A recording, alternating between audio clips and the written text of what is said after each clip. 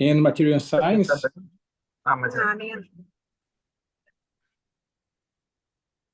Okay, this is the Latin American condensed matter physics and material science. The talk for today is given for Vladimir Zverev. Is it correct, Vladimir? Yes, absolutely. Okay. You speak like Russian. Mm-hmm. Yeah. Okay. Good. It's the time I spent in Russia for 3 days. I spent in Russia. And Vladimir is a researcher in Lomonosov State University. He's a co-worker of mine, and is also a good friend in Russia.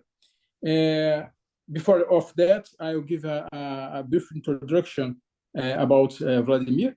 Vladimir graduated in the same university, in Lomonosov Moscow State University. For today, Vladimir is a full professor in the Moscow Engineering Physics Institute, and also research in Lomonosov Moscow State University. And he's specialist in magnetocalorics, thermal properties of materials, and a very good activity researcher in this topic of physics. This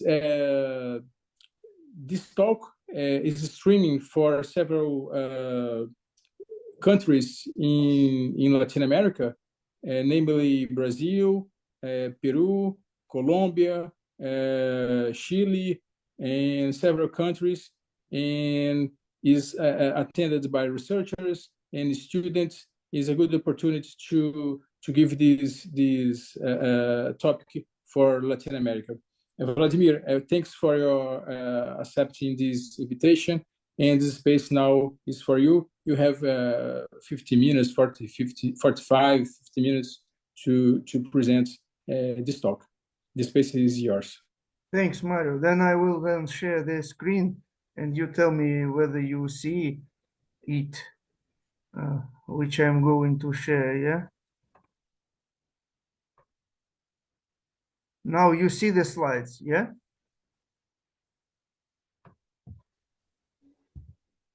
You all can see? Yes, okay. We can see. Okay, let's start then. First of all, I would like to thank Mario and all colleagues for the kind invitation and the opportunity to deliver this talk today, because it's very interesting for me personally and for us as a scientific group to share our recent results with the new audience, as we are always willing to establish new collaborations when it's possible.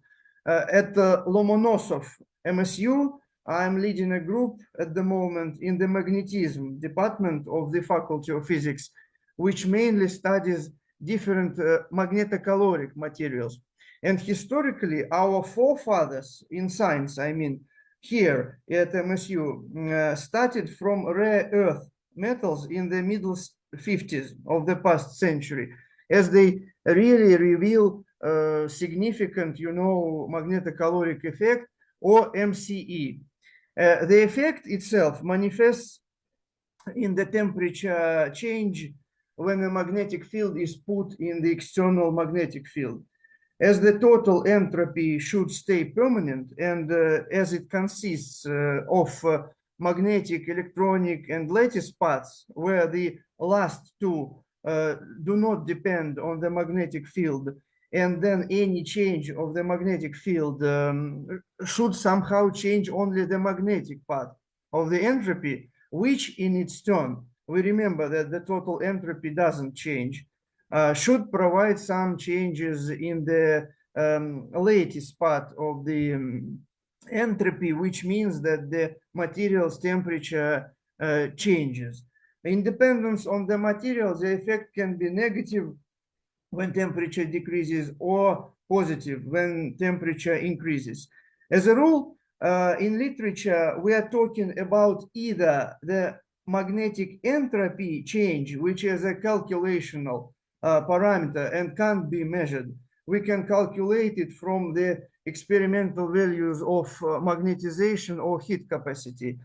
Or we are talking about adiabatic temperature change, which can be measured directly. And we have, by the way, such an equipment here at MSU. So this property of the material, I mean, magnetocaloric effect, seems to be very sensitive to magnetic phase transitions when the magnetic state of a material changes with temperature and field. So this effect is really widely used nowadays, first of all, to get the information about the magnetic phase diagram of magnetic material. Also, as we really observe the temperature change, this effect is a promising one for cooling technologies. I mean, so-called magnetic refrigeration, first of all, when one doesn't need to use any conventional gases for cooling as in a conventional fridge. Instead, we can take a magnetocaloric material and some magnetic field source, which will get us the cooling effect. This technology is now widely studied, you know, in several labs, including also ours. And theoretically, magnetocaloric effect should be observed in any magnetic material, which means any material or element which atom or atoms possess magnetic moments. And it's really true, as the effect itself was firstly discovered in simple elemental iron, but its value didn't exceed 0.3 K. So it was really quite a tricky thing to experimentally observe it more than 100 years ago. But in general, the approach to look for MCE or giant MCE in elements which contain 3D, you see, or FeRh elements is still fair. So, but not, of course, only this factor should be taken into account when we are talking about magnetocaloric effect. If we see the formula here on the slide, we should also think over the heat capacity and the magnetization derivative, which are also very important in estimating the delta T values. At the moment, some 300 magnetocaloric materials are known, and you see here in the slide also that the number of papers devoted to magnetocaloric effect is enormously increasing each year. In this sense, iron-rhodium alloy is the unique magnetocaloric material, as it reveals the maximum ever observed magnetocaloric effect magnetocaloric effect value among all reported materials. The really giant effect is about -6K per 1 Tesla, and it was discovered in this alloy in 1990 in our lab at Moscow State University by my supervisor, Professor Alexander Tishin. And since that time, no material has shown a magnetocaloric effect larger than in iron-rhodium. You can see the phase diagram here on the slide. This alloy was first made and described in 1938, but namely since the discovery of the giant MCE, it has been really widely studied. In addition to the giant MCE, it's really, let's say, very convenient for studying, as it undergoes the only single one, a magnetic phase transition from antiferromagnet to ferromagnetic state in the close to room temperature region. Also, the simple cubic symmetry of BCC type is not changed during the transition. We observe only 1% volume, lattice volume increase during the transition.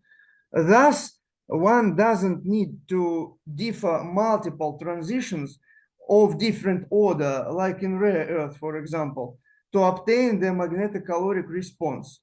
So this material shows the abrupt magnetization change, which is the reason for the giant magnetocaloric effect.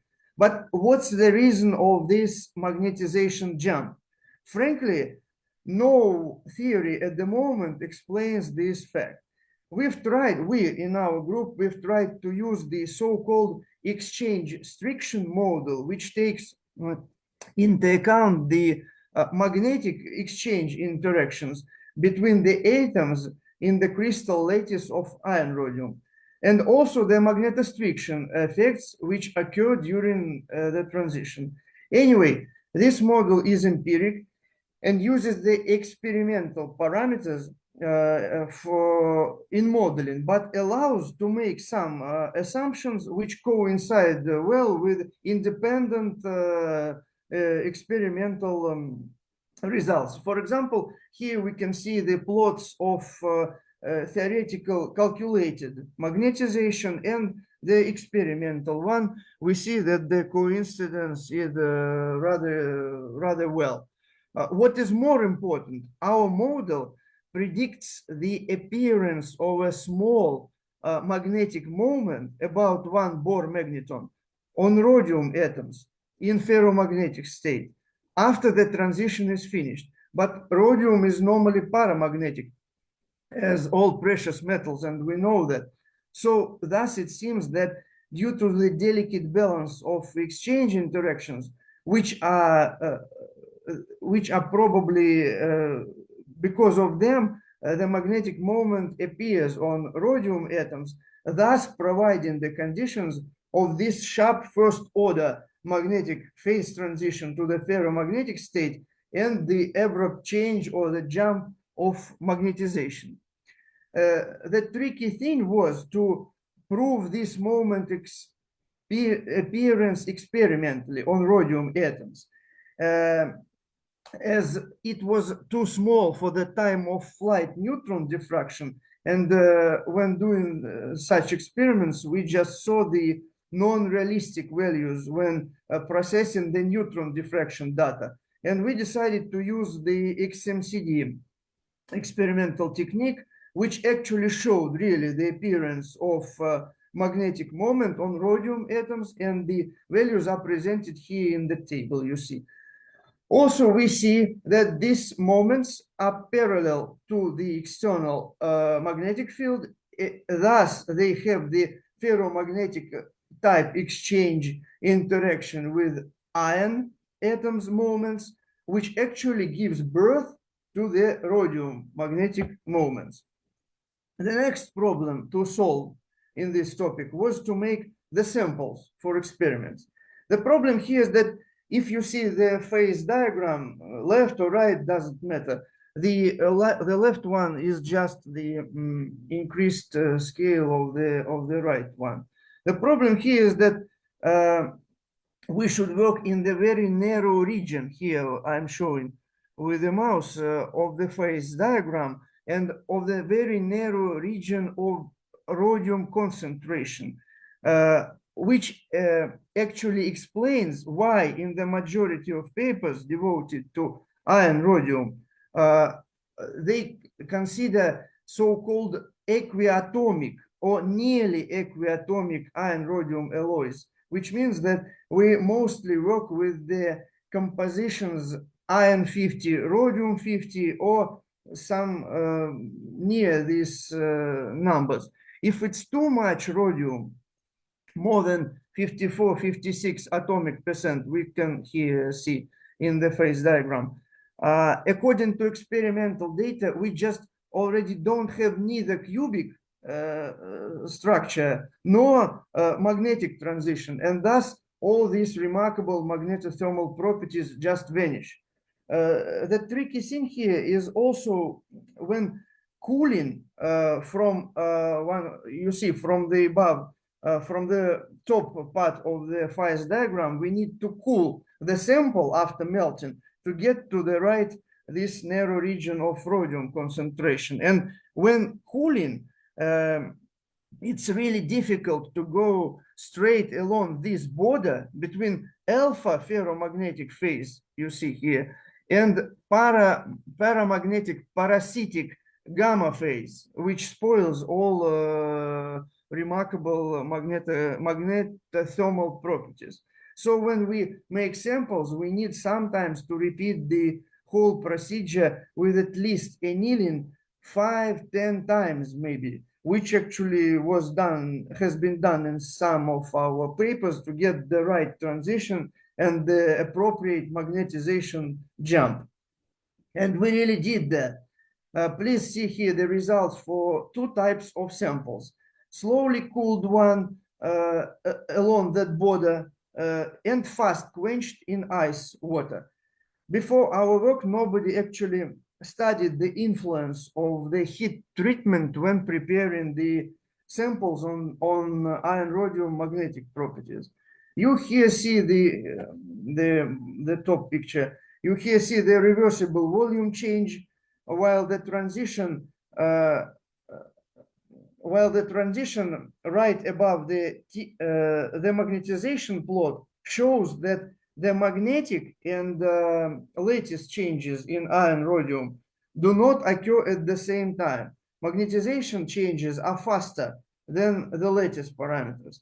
What's really important here, and it's obviously seen in the magnetization in the bottom picture, that the magnetization jump for the fast cooled sample, it's the black curve, is bigger. It's 15–20% larger than for the slow cooled one sample. So despite the same composition of both samples, which is 4951 iron 49 rhodium 51, the alloys are really different, including the different transition temperatures. Obviously, such a difference in magnetization influences the magnetocaloric effect for both indirect calculation and for direct measurements. See here in the left and in the right sides of the slide. And by the way, here we compared several compositions of nearly equiatomic alloys to prove that the maximum value is always, independently on the heating treatment history, is observed in 4951 quenched sample. The next applied result is about the preferable melting technique. We see that this alloy is rather capricious and the properties depend largely on the conditions of the samples preparation.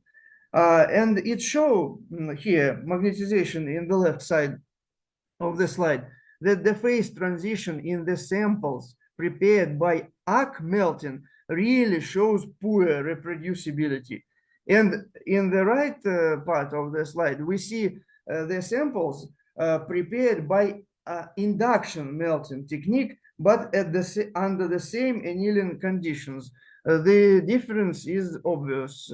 I believe it seems the eddy currents do some kind of mixing the alloys, providing when we use induction melting, they do some mixing of the alloys and provide the better homogeneity of the whole alloy. So the maximum magnetocaloric effect is observed not only in 4951 samples, but also prepared by induction melting technique. And the same reproducibility is, of course, observed for other properties like differential calorimetry, hysteresis losses, where the same trend is seen.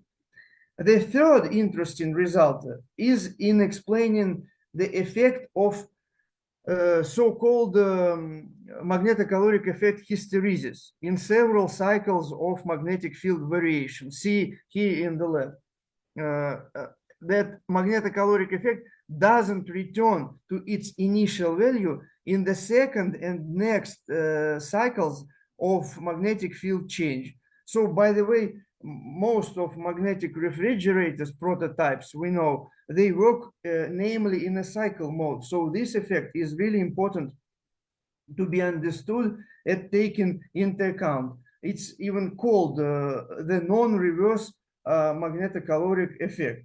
We have proposed here a theoretical model that explains this effect, and the model considers the non-ideality of the stoichiometric composition of any synthesized iron rhodium alloy. If we remember the phase diagram, we understand that it's just important to make an ideal alloy without any defects. That's why we should take them into account. How to do that? we have seen that it's very difficult to get to that narrow region of rhodium concentration from the first time, and for sure no structure would be ideal. That means that some of iron sites in crystal lattice will be occupied by rhodium ones, and vice versa, with the appropriate lattice distortions, of course. And also we probably remember the delay in forming the ferromagnetic ordering and time difference between magnetic and lattice changes. So these two experimental facts have been included in the modified formula here in the top of the slide. They have been included in the modified free energy formula.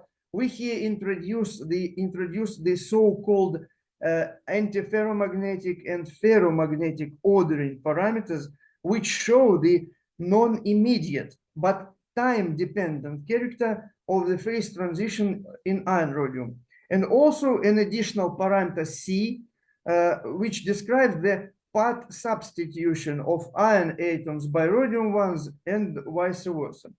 Including these parameters leads to the appearance of the so-called effective or additional magnetic field, which is maybe better even called a magnetic response or magnetic reaction to the newly appeared in this very moment of time of the newly appeared ferromagnetic regions to the external magnetic field. So this field is of course dynamic and will be another in the next moment of time while the phase transition is taking place. So the interaction between this dynamically changed additional time-dependent field and the external one for MCE manifestation is the reason of the MCE hysteresis in several cycles of magnetic field change. And by the way, this explanation suits all magnetocaloric materials with the first order phase transition, and the non-return effect is really observed in all of them experimentally. We've checked that, and it, for example, is not observed in gadolinium, where we know the phase transition of the second order is observed. So these effects in those materials are probably associated with the finite time of the first order phase transition, because it's not instantaneous as it's used to be thought. And we have checked this experimentally by visual observation of the magnetization change using the whole magnetometry experimental technique for palladium doped samples, iron rhodium based, of course. No difference in transition dynamics comparing to the binary alloy. You can see the video here, which shows firstly the ferromagnet anti-ferromagnet transition, and then the direct one from AFM to FM phase. Each of them takes about 10 seconds, which is of course rather substantial and long time to see a non-return magnetocaloric effect in a cycling mode. The full cycle of the field change is that the field changes from 0 to the maximum positive value, then from the maximum positive value through 0 field to the maximum negative value, and then back to 0. So this is time enough to see this effect, which has been explained by us and also visually experimentally observed. If we start talking about the whole family, the whole series of iron rhodium alloys, not only binary one, it's worth considering ternary alloys also, which means that some third element replaces iron, rhodium, or both in the binary alloy. These ternary alloys might be even more useful for practical applications, as some of them have a more convenient phase transition temperature with no essential magnetocaloric effect decrease. You can see the the diagram here. Moreover, in some cases, even small doping of the very expensive rhodium by the cheaper metal, by some cheaper metal, can make some kind of profit. From the scientific point of view, there is still an unsolved problem: which atom, iron or rhodium, or both, is replaced in each case by the third one in ternary alloys. Here we have made some preliminary ab initio calculations on this matter. The table in the bottom part of the slide. The red color means that the doping atom probably replaces iron, and the green color means that the atom probably replaces the rhodium atom in ternary alloys. But of course, we need to check this theoretical assumption experimentally, and we are now planning some XMCD experiments to prove our calculation. Among ternary alloys, we have studied some. For example, palladium doped samples. You can see here an experimental results of XAFS technique showing the tetragonal from cubic distortion of the crystal lattice, because large palladium atom probably occupies rhodium sites, and as it's even bigger than the rhodium, the distance between the atoms becomes longer, which diminishes the exchange interaction, which leads in this very case to the lower transition temperature comparing to the binary alloy. In case of small palladium concentration doping, and we consider only 3 to 5 atomic percent concentration, the transition temperature gets right to the room temperature region, about 290 K, which is really very convenient for possible household refrigeration applications. Neutron diffraction studies showed and allowed to measure the lattice parameter change directly, and what is more important, to prove the existence of the giant magnetostriction in ternary alloys also. It was well known from the middle 90s for the binary alloys that this giant magnetostriction effect occurs in iron rhodium alloys. But here we show that the same values are observed for palladium doped samples, which means they can also be used as load cells. But not all is so well with ternary alloys. As the third element is involved, the phase diagram of this ternary alloy gets even more difficult comparing to the binary one we remember in the beginning. So when making the samples, there is a great risk to get a lot of that parasitic paramagnetic gamma phase, which is obviously seen here. We did the EBSD experiments on palladium doped alloy, and this gamma phase, of course, its presence, of course, spoils all magnetothermal characteristics of the ternary alloys. And in each case, one should perform a thorough microscopic analysis to get the right understanding of what's happening inside. Luckily, in our case, in this used palladium doped alloys, that there was not too much gamma phase, some maybe 5-10 volume percent, and that's why the magnetocaloric properties didn't suffer a lot. Please here see a small decrease in magnetocaloric effect value comparing to the binary alloy, and together with the shift of the transition temperature towards room temperature region and the broadening of the dependence of the magnetocaloric effect on temperature, the specific cooling power, or RCP, is kept the same as in the binary alloy. And namely, this parameter is always taken into account when estimating the efficiency of the magnetocaloric effect as working bodies of the refrigerator. Even more dramatic shift is observed, for example, in chromium doped samples. This could be useful already in gas liquefaction technologies. Pay attention here that we always work with a small dopant concentration to stay in that narrow region of rhodium concentration in the phase diagram. In case of chromium, it occupies iron sites in the crystal lattice. An opposite situation is observed in case of ruthenium doping. The transition temperature shifts towards higher temperatures with the giant, really giant MC value of about 10K in the first cycle of the magnetic field, decreasing to 7K in the next cycles, but 7K is also a great value among all studied ternary alloys. To summarize this scientific, let's say, part, one should say that as a rule, the growth of the new phase, in our case, the ferromagnetic one, usually starts on defects, which are doping atoms for the ternary alloys. And the increased amount of defects distributed uniformly in samples volume accelerates the phase transition rate.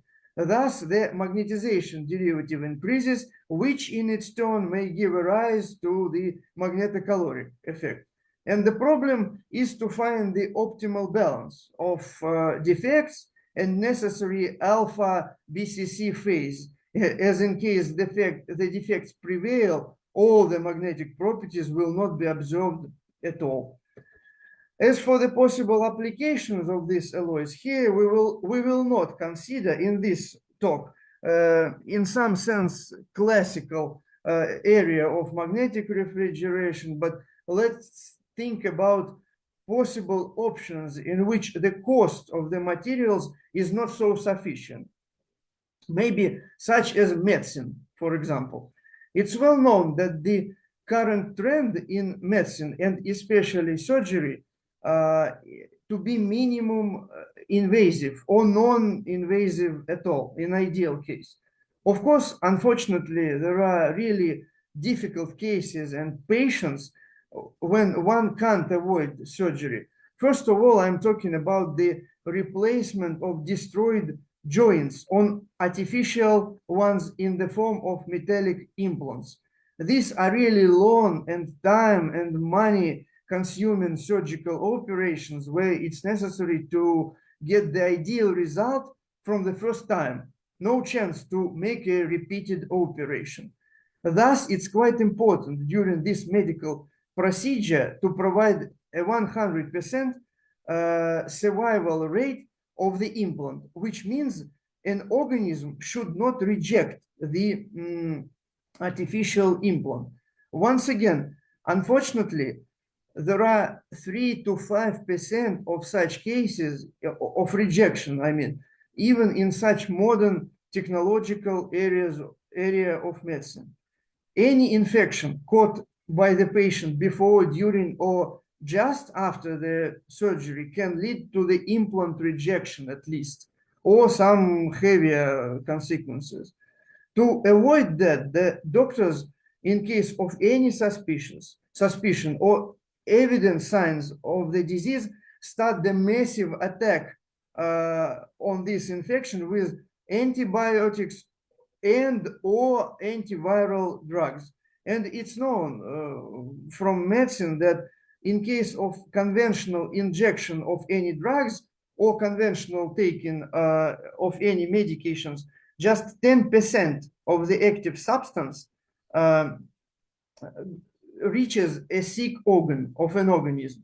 Moreover, healthy parts of an organism suffer for the company, let's say, with the sick one getting unnecessary medication.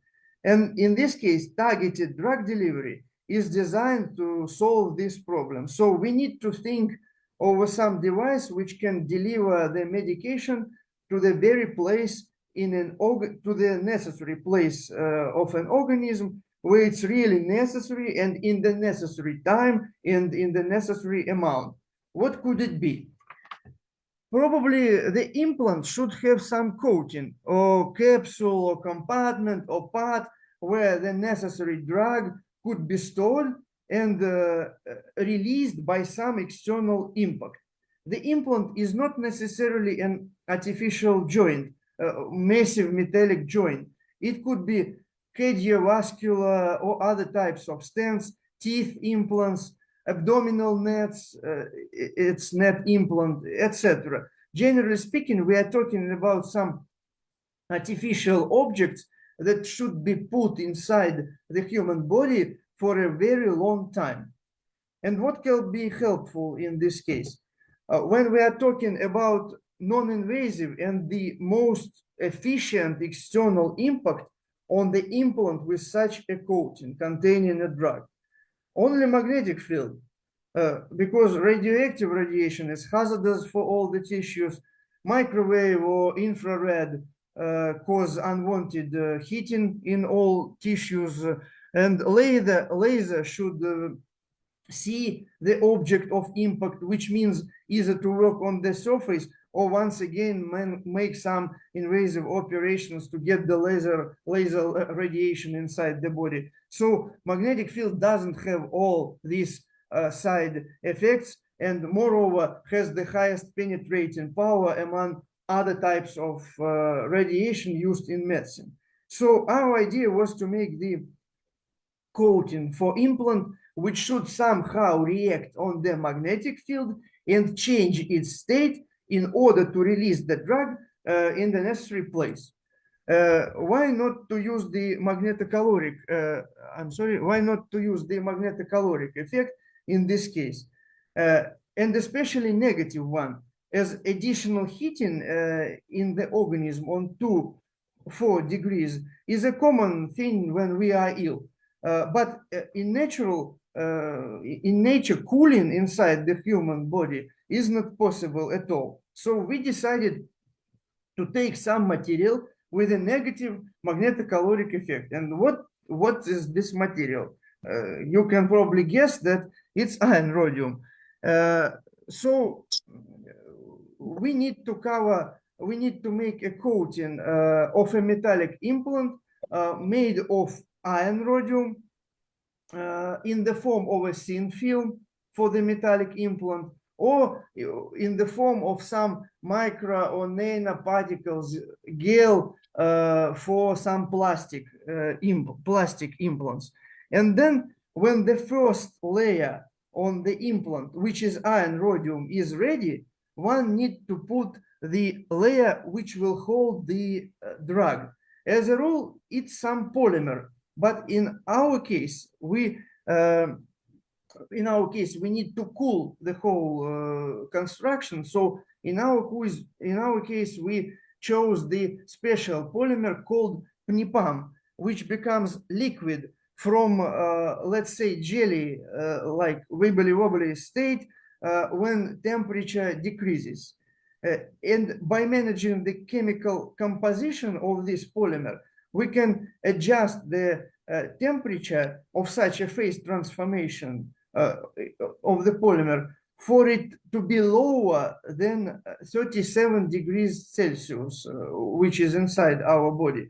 And it's not possible to reach such a temperature lower than 37 degrees without any external impact inside the human body. And after that,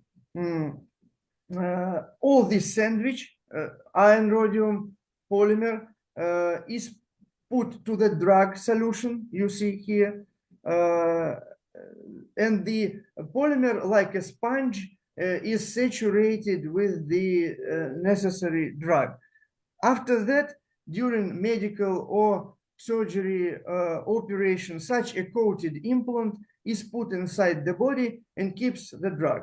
When it's necessary, the external magnetic field is switched on and causes the negative magnetocaloric effect in iron rhodium, which in its turn cools the polymer, which becomes liquid and releases the drug.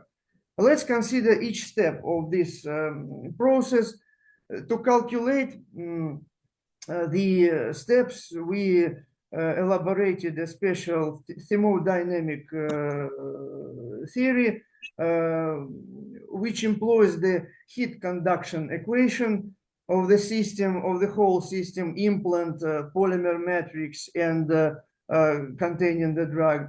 And the following slides show the main consequent stages of the state of such a sandwich coating. It's stable at temperature of 37 degrees Celsius and higher. The magnetic field of 2 Tesla is possible to produce 12K change in iron rhodium layer shortly after the magnetic field pulse, and the magnetocaloric material temperature will decrease to 24 degrees Celsius, which is necessary to get the right temperature for the coming thermodynamic equilibrium. The time to reach this equilibrium is estimated by this formula in the slide. The approximate thickness of iron rhodium film in the coating is about 100 micrometers. Taking such parameters, we can see that the equilibrium temperature is reached in about 1 millisecond. As a result, we have the thermodynamic equilibrium at 32 degrees Celsius in about 1 millisecond after the magnetic field pulse. And the drug diffusion time after polymer solution is about 0.1 seconds, which means that we'll have almost an immediate, and in some cases urgency is necessary, drug release from the coating. Its quantity and the rate of release could be adjusted by changing the field value. And as the polymer goes through its phase transformation in a rather smooth manner. Then we checked this assumption, whether it's possible with some dye. You see the video, some dye is put in the magnetic field and the liquid changes its color, which means the release of the dye really happens. Pay attention that in the beginning of the video, the liquid was very dark, and see what happens after the end of the manipulation.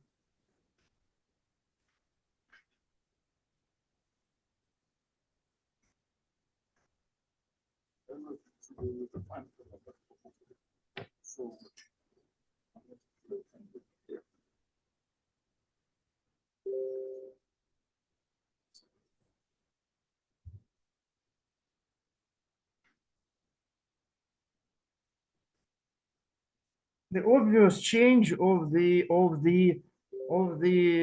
liquid color. I would remind you what was in the beginning. Just 1 second. See, it was dark, and in the end, it was rather light and blue. And finally, we checked, tried to check this technology on real implants. You can see here the samples of net abdominal implants made from polypropylene. Here, the chemical procedure of making this coating is described. And what is more interesting, we checked their quality first in vitro. Instead of drug, we used tungsten microparticles to see them in X-ray. Tungsten microparticles played the role of a drug.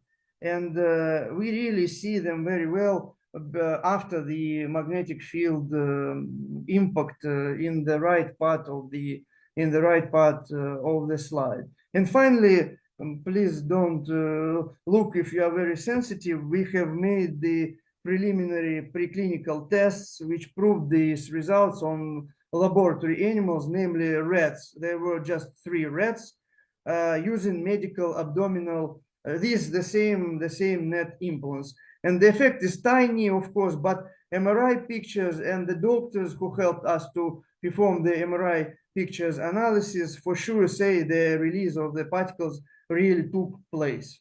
So, as the whole result of our work, we made coatings for implants which preserve a drug and provide its release when necessary. Also, it can be possible to release a drug in a pulsed or dosed mode, as all the phase transitions, both in iron rhodium and in the polymer, are reversible. And hypothetically, we can even replenish the store or the stock of the drug in this coating by means of magnetic transport, but it's of course a matter of separate talk and several separate research.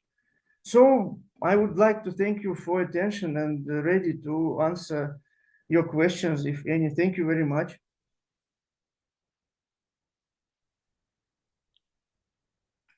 Vladimir, thanks for your nice talk. A lot of results that you have presented. You see that you have worked a lot with your group. And now I will give the word for the panelists. And following here people that are appearing on my screen, Luis from the University of Cambridge. Do you have any question? Thank you, Vladimir, for your nice talk. I have some questions. Yeah, about the thermal hysteresis that you present. And it is passed from one magnetic alignment to another. I suppose it looks like maybe from antiferromagnetic to ferromagnetic, or weak ferromagnetic to a strong ferromagnetic, in the hysteresis, in the thermal hysteresis loops that you presented, magnetization versus temperature. Can you show, please? You mean the non-return of magnetocaloric effect? Yes. This one? The previous one. Previous one? Yeah, that one. That one. Exactly. Oh. Yes. There, for example, yes, I call that thermal hysteresis. Sorry, I call that. Yeah. You are right. Yeah. Yeah. Yes, that it is for example, it is from antiferromagnetic to ferromagnetic, right? Yes, the arrows just show the direction of transition, and here we just see the full loop. I mean, empty loop from for direct and the reverse phase transition. Yes, yes, I understand that. The question is that below 310 Kelvin, it is antiferromagnetic, and above 310 Kelvin, it is ferromagnetic. I suppose that, right? Yes. About the sample itself, it is for thin films, for bulks. Well, these are bulks. These are the plots for 5 samples each of the plot. You see slice 0, 1, 2, 3, 4. All these 5 slices, they were like a small, maybe some micrograms. They were cut from one melted ingot. In the left plot, the ingot was prepared by arc melting technique, and in the right figure, the ingot, the big one, the big sample, was prepared by the induction melting technique. Yeah, it's polycrystalline or polycrystalline bulk samples. Yeah, polycrystalline. So that means that it is difficult to see if there is any anisotropy, magnetic anisotropy, right? Because it's polycrystalline. Polycrystalline samples. Yeah. Yeah. It reminds me one of my samples about hematite. Hematite has the Morin transition. The Morin transition is also from antiferromagnetic to weak ferromagnetic. It is around nearly 280 Kelvin roughly. And it depends, but in the Morin transition, depending on the sample, is a pure sample, very well aligned sample, and so on. There is not that thermal hysteresis does not appear. However, in certain cases, in the hematite, in the Morin transition, from antiferromagnetic to ferromagnetic, appears that thermal hysteresis. I have one publication about that. the case is that, yes, in my case also is polycrystalline, and I cannot see a magnetic anisotropy. I suppose that within thin films, for example, of the rhodium, iron, rhodium, thin films, in the case, we might see magnetic anisotropy. And not only that, that will depend also on the thickness of the film.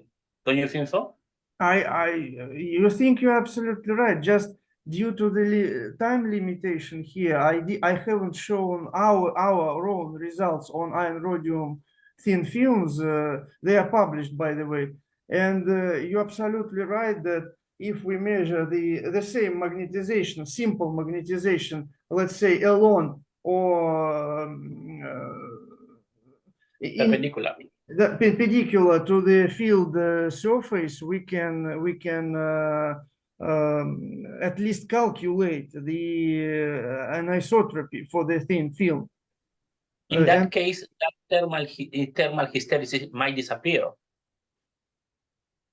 It can disappear, but it can also happen because of the demagnetization influence of the.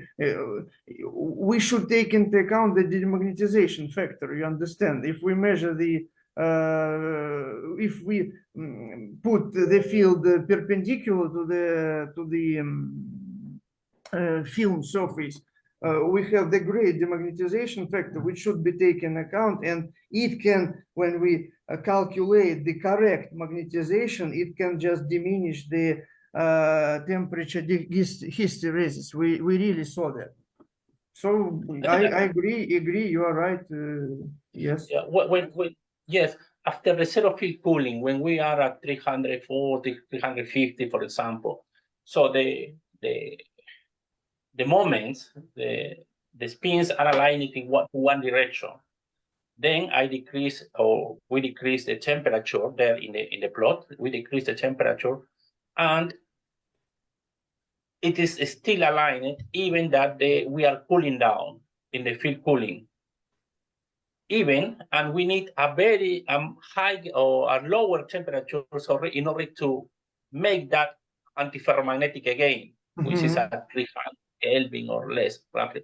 Is that in the case of rhodium, iron rhodium? Is that yes? Again, you're absolutely right, and the answer to your question is here in the right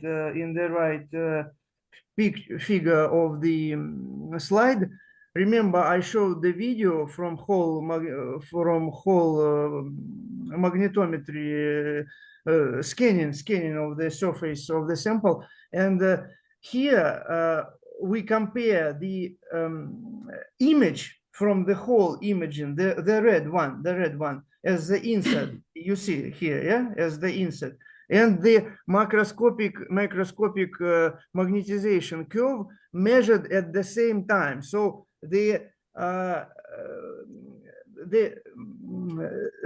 image, the red one image, is made at the same time when you see the red circle on the macroscopic curve. You see here.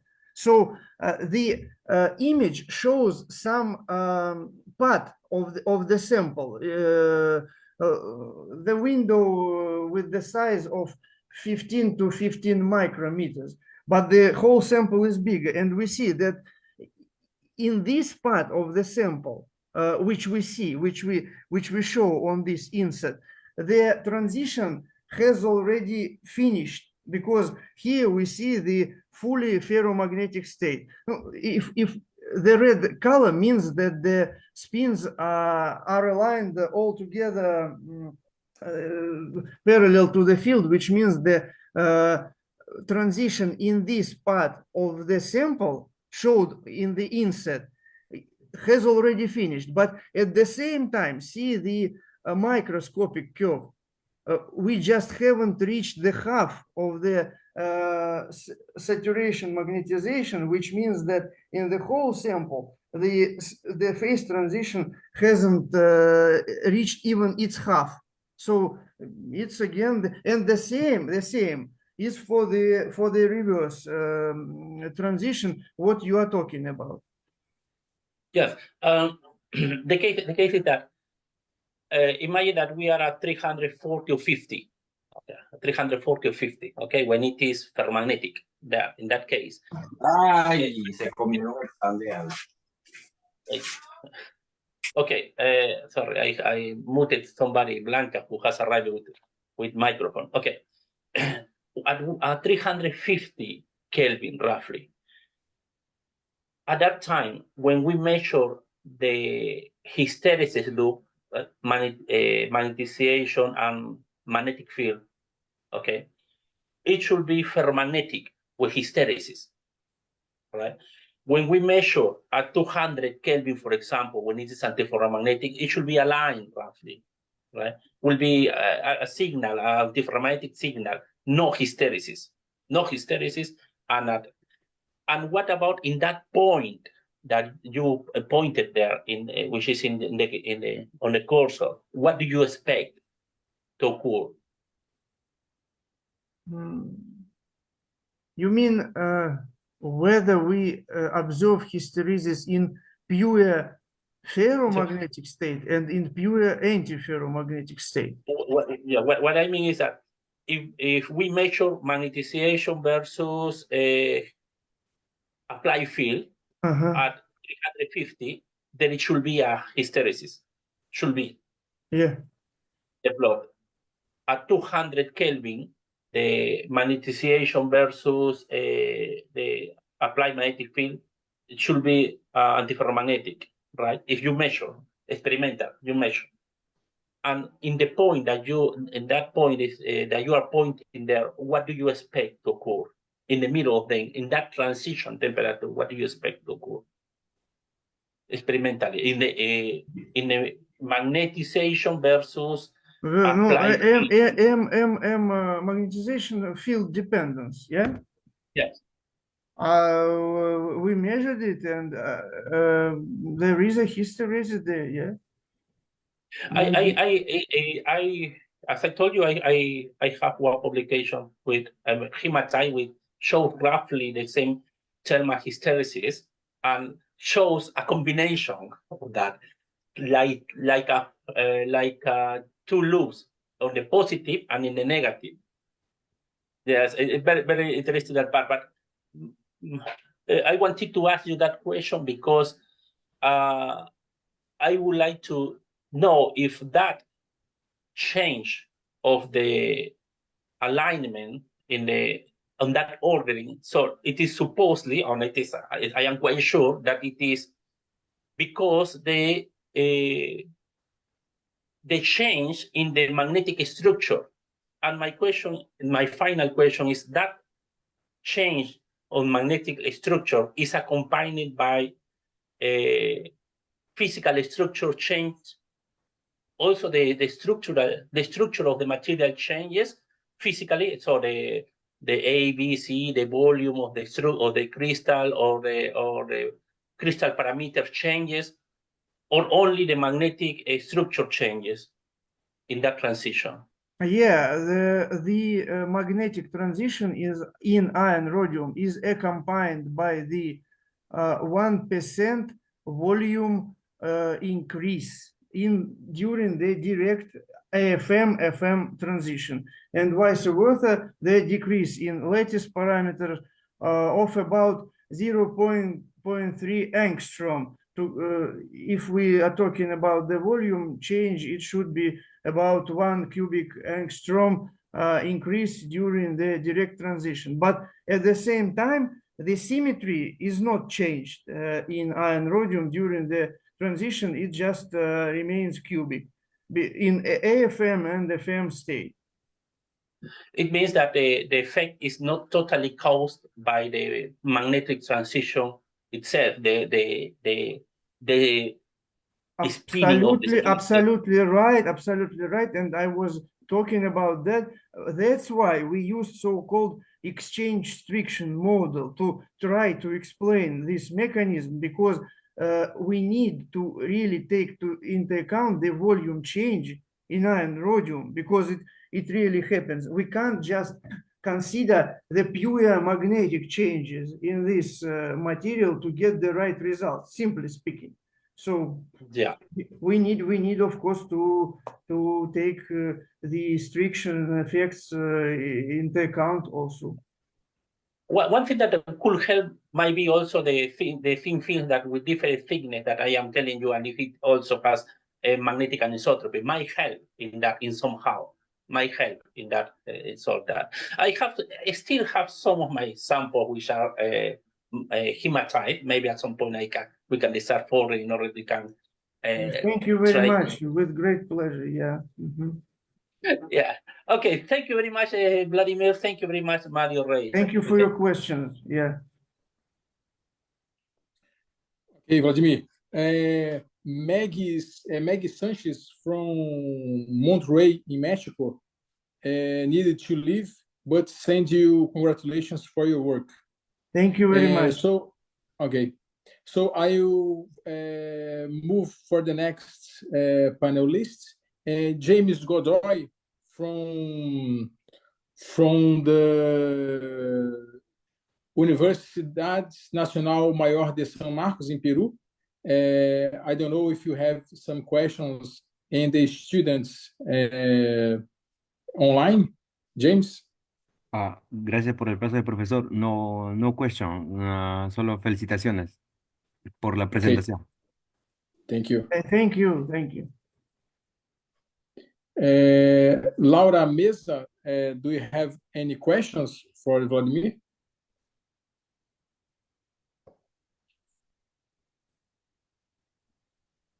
Professor Mario, in that case, I answer for her. She is only for all about well, Facebook and other thing. And here I can see that I don't have questions for Professor. They only say thank you for the topic and for all about the talk. Thank you, Professor Mario. Ximena is speaking, right? Yes, Professor. Okay. Thank you. Laura with me is okay. International University of Colombia. Yes. Okay. Thank you. Stuart Holmes from the University College of London and also University of Cambridge. Do you have any questions? Thank you, Vladimir. Very interesting talk. Do people make these materials by MBE? That would take away any defects in the material and the magnetocrystalline effects would appear. Do people make them by MBE, or is it all kind of thin film and bulk? You know.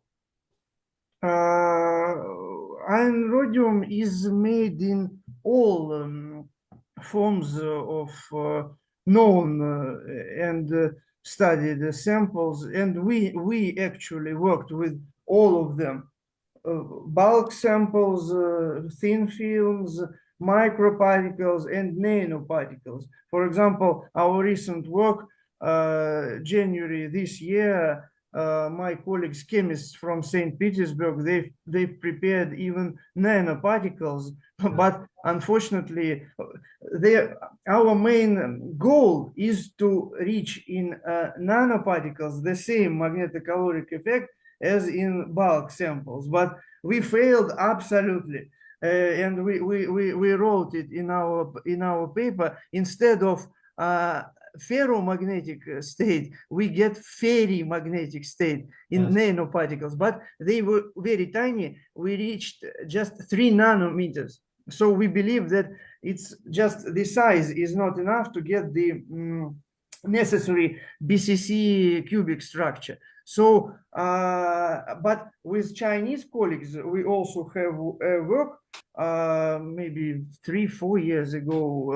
Again, there are no results in this talk, but we proved the existence of magnetocaloric effect in microparticles instead of nanoparticles.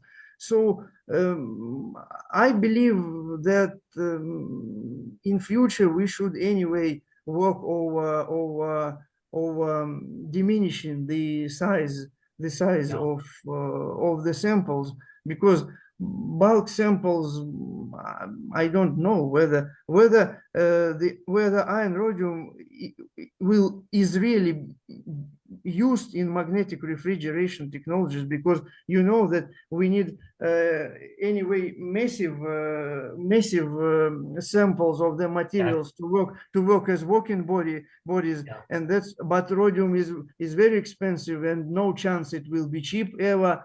And I think we should work over the small size of samples of iron rhodium alloys. I mean, it might be. Sorry, carry on. I interrupted. I apologize. No. I'm done with this. I was just thinking with molecular beam epitaxy, you might be able to make things like super lattices and maybe enhance interaction effects. Maybe sometime in the future. Maybe. I have a small technical question. Is how do you measure delta T? Do you measure the change in resistance of the material, or you have an in situ thermometer? Our equipment is rather simple. We have a thermocouple, which is put inside between two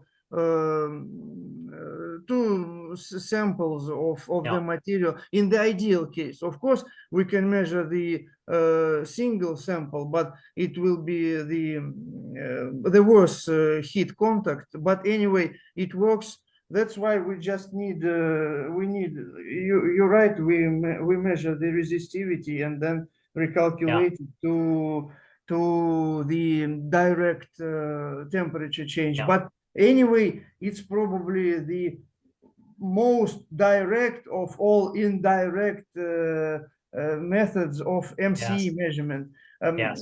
There are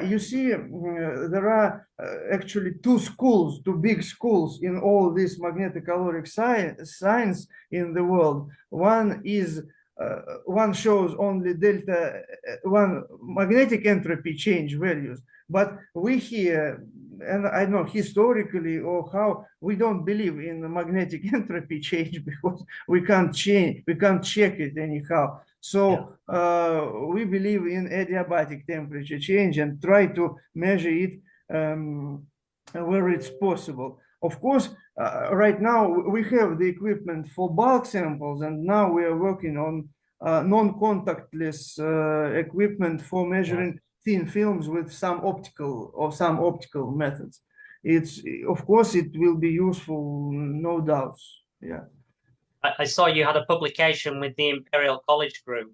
Did you go to London? I worked with Leslie Cohen. And I worked in the lab for some months in January 2010. We then studied you see, our lab, as we work with magnetocalorics, we can't, of course, not work with rare earth. So the biggest maybe part of my work, together with iron, rhodium, of course, rare earth metals, and especially heavy rare earth metals, there are multiple transitions there, and of course significant magnetocaloric effect. One gadolinium is known. And with Professor Cohen, we studied holmium. By the way, super lattices and thin films at that time. It was really a great time. I would like maybe to repeat it. Yeah, absolutely. Thank you, Vladimir. Fascinating subject and a very nice talk. Thank you, and sorry for my Russian pronunciation. I'm very shy. I'm very shy, actually. That's no problem. Okay. And Mário Lúcio from Universidade Autônoma do México. Do you have any question? Good morning, Professor Vladimir and Professor Mário. Really, I am from Federal University of Pelotas in south of Rio Grande do Sul in Brazil. It's a very nice subject. That's all your talk, and it's very interesting. Sorry for the mistake. Yeah. And I'd like to small question. It's quite related to the talk about the Professor Stewart, but which size of the magnetization it's necessary to try to get this property in a BCC material. I'll explain you which the motivation of this question, because we have a discovery recently, magnetization effects in a BCC system, but this BCC system does not have magnetic properties naturally. If you get this material in a specific way, you can get the magnetization properties and resonance. And Professor Pedro Silva from the University of Venezuela that work with us now with some tests with these samples and get the magnetization response for these materials. And when I start to see your talk and the second slide, I think, that you show the BCC systems which have a displacement in the central atom, and this is related to the magnetization phenomena, and also this is related to the specifically property that magnetocalorimetry property, and I think about, well, maybe these also systems can have a response to this application too. But I don't know if the intensity of the magnetization response that we get is enough to this some applications. Okay, then I ask you if which the size of or the intensity of this magnetization response is minimum necessary to try to test this also our materials to this application, this phenomena. And thank you. I see. No, in theory, no limit, as you understand. So we can try to look for the magnetocaloric response in any material which undergoes the magnetic phase transition, actually of any kind. So if you see the any magnetization change in your studied material, maybe maybe you can send me the results. I can calculate the the magnetic entropy change just to estimate whether it's worth looking for the direct temperature change and whether it's okay for any possible application. Because you can see here in the first slide, this reference, we prepared it with Nikolai Zarkevich from Ames lab. It covers all existing at that time 4 years ago magnetocaloric material. There is a table in this paper on maybe 3 or 4 or 5 pages, which contains all the material, and there we give some estimations of whether it's worth or not worth working with possible, let's say, magnetocaloric promising materials, independence on the magnetic entropy change, and it easily could be estimated from your magnetization data. I can do that in 10 minutes, let's say, in simple origin. So if you are okay, let's maybe share some results. I can help, because I can't now judge without seeing the real numbers. You understand? Yeah, the real values of the magnetization. Okay, thank you. When talking about iron rhodium, of course, it's the record value. It's the maximum ever value, and it's no sense to judge all other possible promising magnetocaloric materials by iron rhodium, because, of course, still no material has the MCE larger than iron rhodium. Okay, I'll talk with you on the next opportunity. I get our contact to talk more about this issue, because with it's very great pleasure. interesting. Mario has all my contact information, email, cell number, anyways. Okay. So please share. I really will be happy to collaborate with all of you, actually, because at the moment, unfortunately, we are really looking for, all this current situation. I don't want to discuss, but we are really open for new collaboration, and we would like to have some new connection with the new labs. Yeah. Okay, it is very interesting for me because it's a new issue, because I'm not a specialist in the magnetization properties. Professor Pedro Silva from Venezuela is also a good guy to help us to make this contact and to help us to discuss and send the information about this, because it's know about the magnesium properties better than me. And thanking again your talk and your presentation is very nice. And I'm talking with my friend here. I'd love to listen. Your English is very nice. Professor Stewart is true. It's good. It's good to listen to you. Thank you so much for this talk in this morning. Thank you very much. Thank you. Okay, and the last here appearing on my screen is Blanca Rojas. If you have any questions, please. Buenos días, solamente darle las felicitaciones al doctor y sobre este efecto magnetocalórico, porque no pude entrar antes por corte de luz por acá por Venezuela. ¿Hay alguna experiencia con polímeros de mezclar estos elementos, o sea, algunos de los elementos de la tabla periódica para obtener el efecto magnetocalórico en algún polímero? ¿Hay algún ejemplo de eso que él conozca? Okay, Vladimir, the question is if there are some results with polymers with the magnetocaloric effect.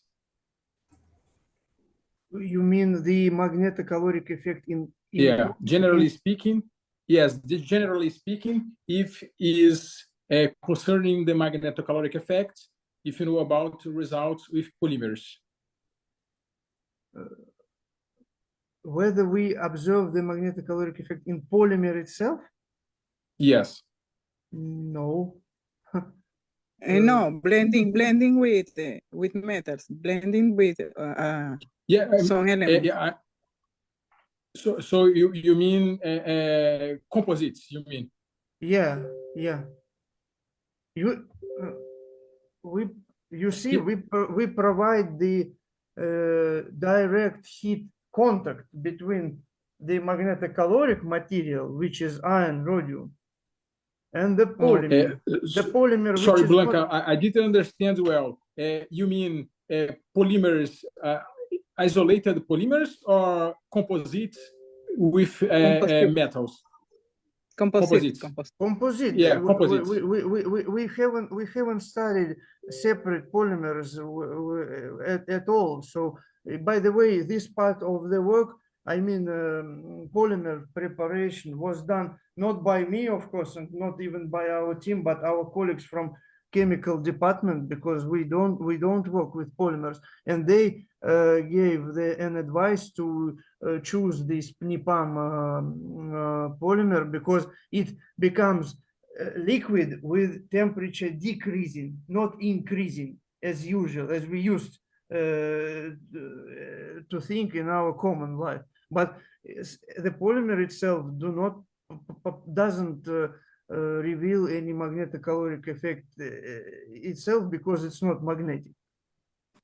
If I understand, just complement the question is sorry, just to complement the answer is the polymer is very common to study the barocaloric effects, the caloric effects under pressure.